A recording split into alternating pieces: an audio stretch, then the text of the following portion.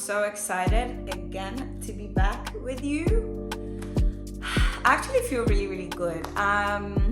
Okay, if you are a returning subscriber, welcome.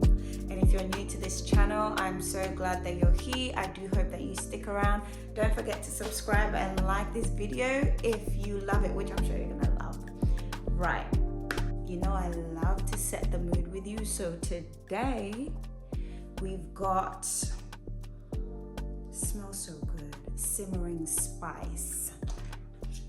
Hopefully that can bring a bit of spice into the conversation.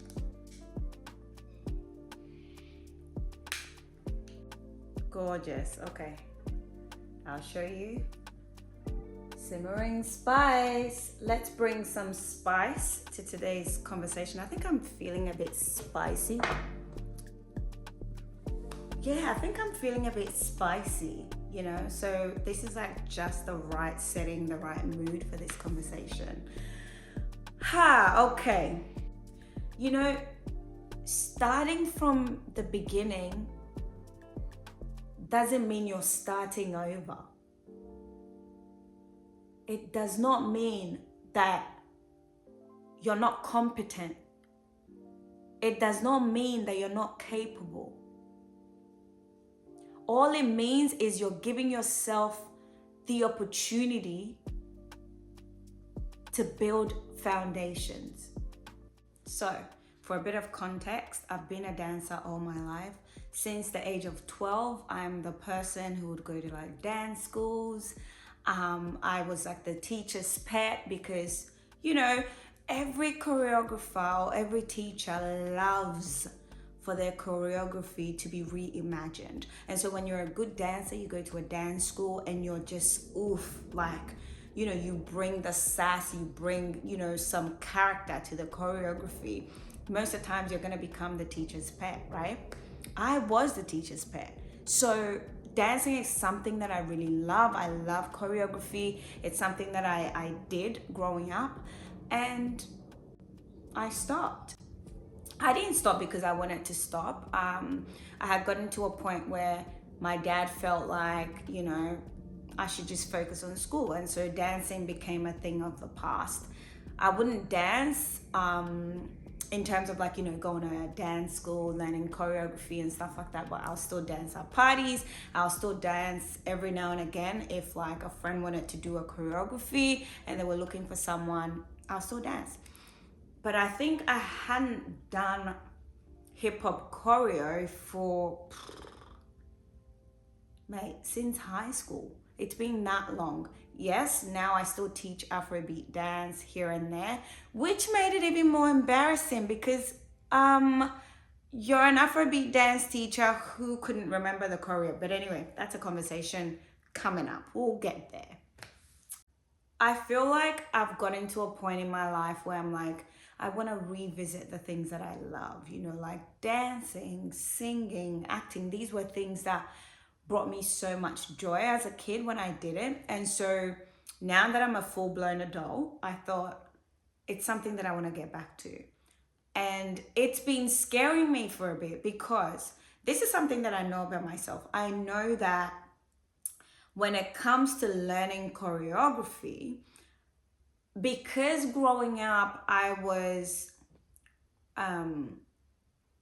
in dance school, it wasn't because this is where I was, it's just how it was done. So it was kind of like, you know, you sign up to a school, you go every week and you work through an entire song for like maybe 12 weeks and then you perform it. And so there's like time for, you know, the choreography to kind of sit in your body. There's time for you to adjust, add your character to it and whatnot. Whereas nowadays, it's not like that. Nowadays, you have an hour to learn a choreography and then, you know, you're performing it and it's being filmed and it's being posted on social media. So it's been something that I've been afraid of for a while because I just knew that my way of learning, due to how we used to learn back in the day, was going to affect how I was going to learn choreography in this day and age. But I just felt like, no, Ida, you still gotta like still start doing the things that you love. You can't just say, oh, you know, because you're afraid of what it might be, you're not gonna try. Like, just give it a shot. And guess what? I could have started with like any easy, teacher. I full went through the pages and stuff like that. And I'm like, no, I don't want to, do simple choreography. I don't want to do simple hip hop because I know what I'm capable of.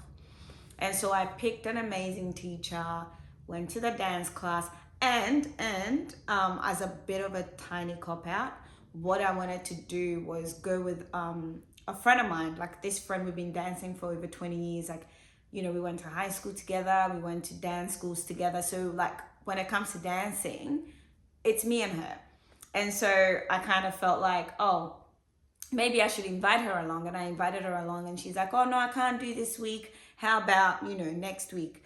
And then I thought about it, and I was like, no, Ida, this is you wanting to get out of your comfort zone. So you can't keep hiding behind the fact that, oh, your friend couldn't go, therefore you're not going. Just still go and see, kind of meet the Ida who doesn't have a friend there. Just meet the Ida who goes to a new dance class with total strangers. What happens? So I decided, cool, I'm gonna go do it. I went, I walk in, the receptionist is like, oh, the dance teacher's running a bit late. I'm like, no worries, all good. I'm still panicking a bit, right? I'm still panicking because I'm aware, at the back of my mind, I know there's a possibility. There's a possibility I might not remember this choreography. Not because it's hard, but because I'm just not conditioned like that. So this is at the back of my mind. I go in, I meet, the dancers. First of all, they're much, much younger than me, but who's talking about age? I go, I say hi. I don't say anything about the fact that I'm an Afrobeat dancer. No, because that would make it more embarrassing, right? No, I didn't. I said hi to everyone, got a bit of their story. How long have you been dancing for? How long have you been in this school? Yada, yada, trying to like kind of get an idea of where everyone's at. And I tell you, they can dance. Oh, they can dance. Anyway, the teacher walks in, the teacher, is like, yeah, it's going to be an easy one today. I just wanted to breeze to a scissor song.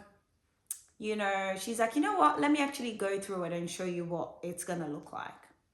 She goes through it. I'm like, ooh, what a beauty. It is so beautiful. I love it. I'm like, oh my God, this is incredible. But then at this point, I'm like, as incredible as it is, are you going to remember? First 6 counts, your girl's got it. Okay, we're doing it. First 8 count, 16 counts, I'm okay, I'm cool, because we keep going over it. And I think at this point, the teacher's clocking, the girl in the back is struggling a bit. Who's the girl in the back? Me. So I realized that she's slowing down a bit for me. She's trying to make it a bit easier for me. And I'm like, oh, please don't. Looking in the mirror, the first 16 counts, it was all right. Like, I was actually following up. I was okay. But I was watching her. Anyway, she decides to add the second half, the second 16 counts. We kept, going through it again and again. And then she's like, let's put it together. And then I'm like, oh boy, I don't even remember the first 16 counts. I don't. And yet I'm watching everyone around me just like, flowing. Listen, usually at this point, I am going home with a video of the, whole choreo that I've learnt. I'm going over to practice, then I'm coming back to ace it. No, we're putting it together then. And I'm watching all the other dancers just put it together. And I'm like, oh, So at this point, I start feeling a bit insecure, and I recognize the emotions. I recognize the sensations coming into my body. I start feeling insecure. There's a tear here and there. People are not noticing this, but I'm just, trying to manage all the emotions and stuff that are happening in my body. I walk away a bit to the window, shed a bit of tea. I wipe my eyes, pretending as though like, hey, something fell in my eye. Listen, I was crying. I was crying because I felt so embarrassed, and I knew what was coming. So the whole time I'm like, Ida, it's okay. You came here to try. Even if you don't put it together, guess what? You came here and you tried. You've done it. I kept talking myself through it. So I do that. And it gets to a point, she's like, okay, cool, I'm gonna break you guys into groups so that you can, perform it. Don't worry that the camera is here. Just, do your best, feel the music, add your own groove, character, all of the above. And then this was breaking my heart, but I had to be honest with myself and with her. And I'm like, hey, I think I'm gonna sit this one out. I'll watch you guys perform. And she's like, are you sure? And I'm like, yeah, I'm sure. I'll sit this one out. My heart was breaking. I watched them perform. There's this 12-year-old. And the more I watched her, and she was a teacher's pet in that class. And I'm just watching her. I'm sitting on the side and I'm watching her. I'm like, wow, this used to be you, Ida. This used to be you. And then I'm just talking to myself and I'm like, it's not that I can't dance. It's not that these are simple. It's a very simple choreo. It's not that I can't dance, but it seems like I can't dance because I didn't get it. I couldn't remember. I watch them. They go through it and something in me is like, yep, you better run out. Run out of here and never come back. But I had to challenge that. I had to challenge that part of myself. And I'm like, no, I'm not going to run. I'm going to step up and see what happens. So, after the class, they've all grouped. They're all like kind of talking about how it went, how great it was. And I step in and I'm like, you guys did amazing. You did really great. And then they're like, oh, you did amazing too. I'm like, side eye. I'm like, come on, guys, don't lie. Don't lie. I know I didn't do amazing, but I just love the fact that, they kind of wanted to boost me a bit. And then, I started to share a bit of my story and I'm like, hey, look, I actually struggle with choreography, like in terms of like getting it that fast. I struggle with it. It's something that is a challenge for me. And something really interesting happened because one of the girls was like, hey, no. I know you can dance. I know you can dance. The same thing happened to me. I took a break from dancing for a long time. And then when I came back, I had to start from beginners.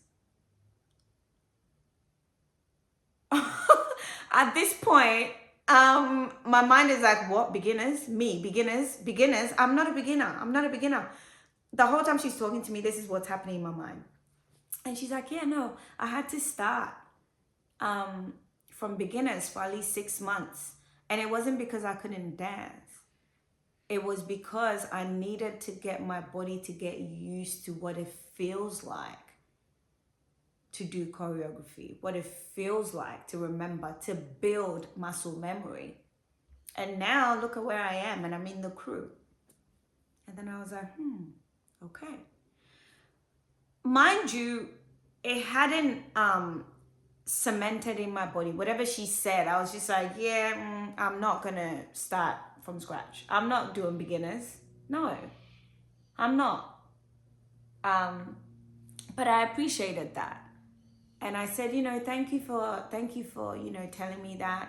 I'll think about it. And I stepped away. I went to have a conversation with another girl. This woman is pregnant.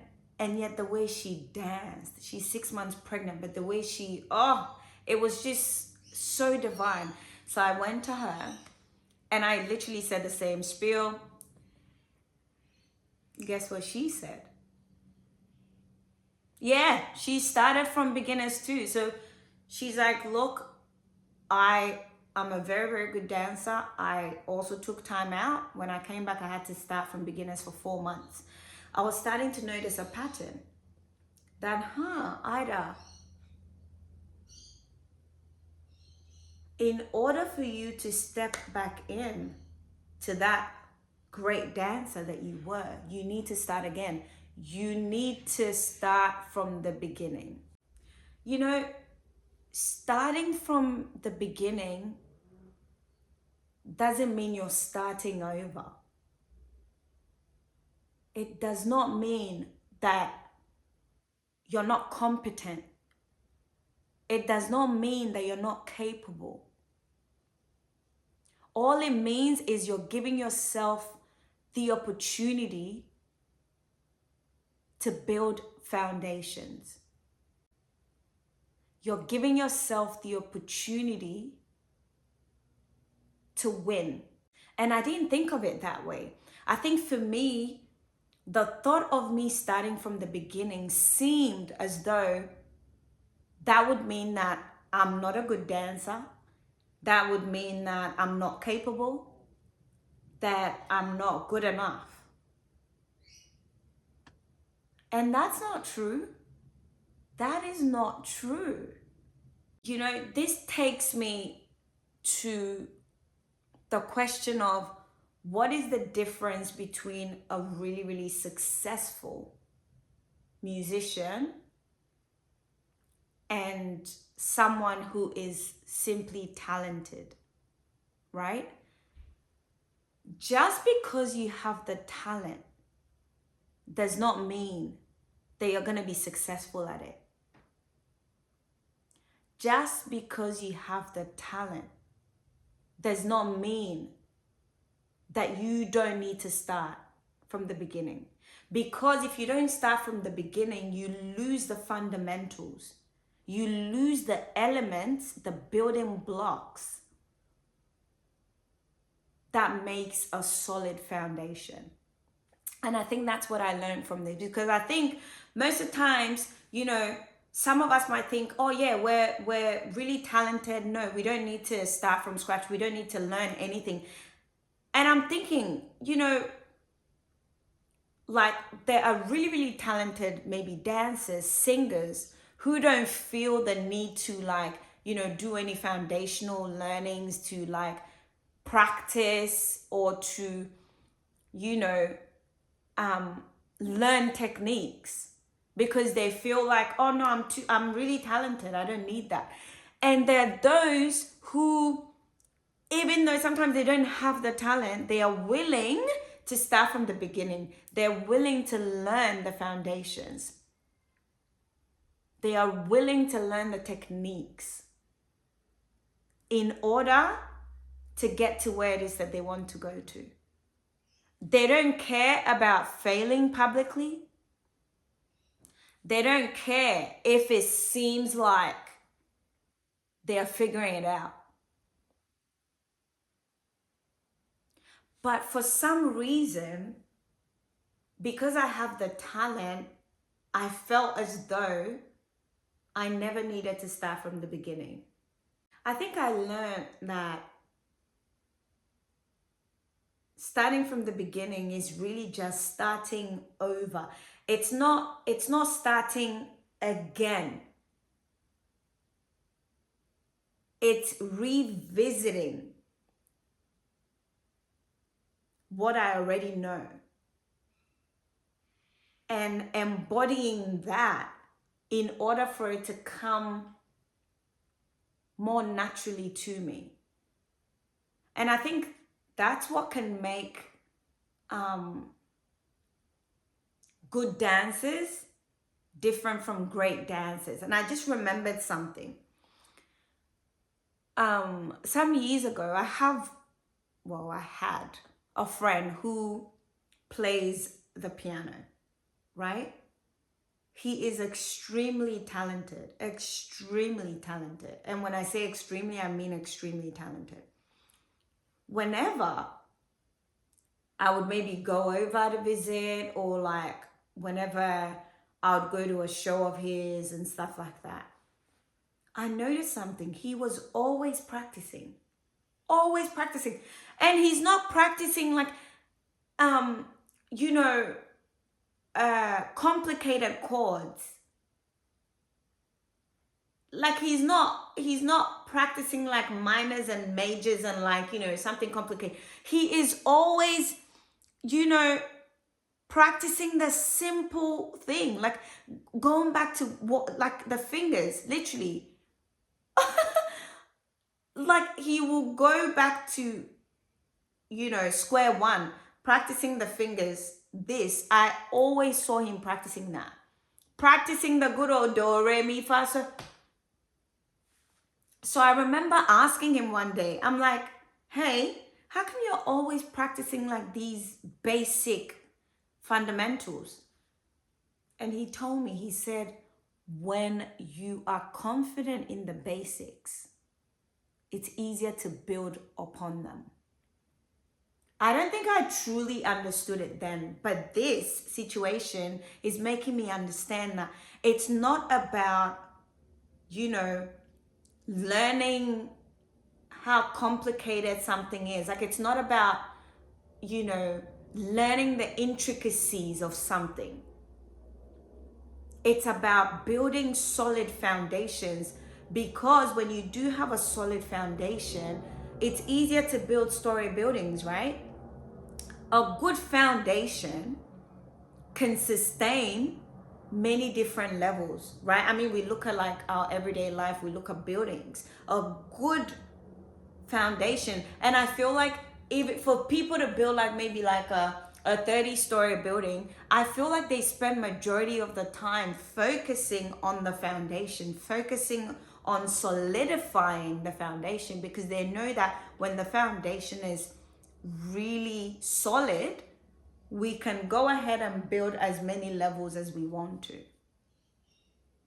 And that's what I learned. That me starting a beginner's class is only building solid foundations. It is revisiting the foundations that I've built over the years and stabilizing them, making them stronger. It doesn't mean that I'm not good. It doesn't mean I'm a failure. In fact, it doesn't mean anything. All it means is I'm willing. I am willing to grow. I am willing to set myself up to win. And that's what I'm going to do. Literally, it took me having a conversation with these two women to realize this. Otherwise, I probably wouldn't have gone back. Due to the shame, or like, I don't know, you know, some people might put it down to ego, but hey. Where in your life are you refusing to begin again? Where in your life are you stopping yourself from starting from scratch?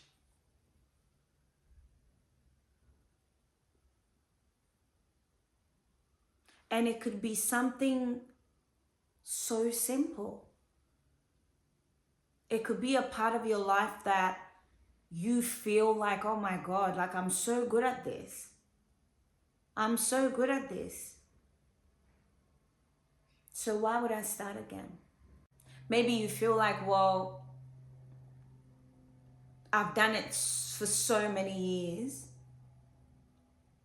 And so it's okay for me to like continue doing it the same way. It's okay to be mediocre, because you're not willing to go and stabilize the foundations. You're not willing to learn the techniques. You're not willing to learn the business aspect of creativity. And I don't know why my mind is going there, but my mind is going to why many creatives continue to live mediocre lives. Because we're not willing to look at the business aspect of creativity. We're not willing to learn the techniques that could shape our creativity. We're not willing to apply the discipline, the structure around our creativity. And I'm calling myself out first because, I did say I was feeling a bit spicy. But yeah, I feel like most of the times, like we're holding ourselves back because, we feel like we know it all. We're good at this thing. So why should we master it? Why should we learn the ABCD of, cooking? We're great cooks. Why should we learn the ABCD of singing? We have a great voice. Why should we learn the ABCD of painting, drawing? We're good painters. We can draw a portrait. But sometimes the ABCD of your talent is what's going to take you to the place that you want to go to. And I think I just might leave it here.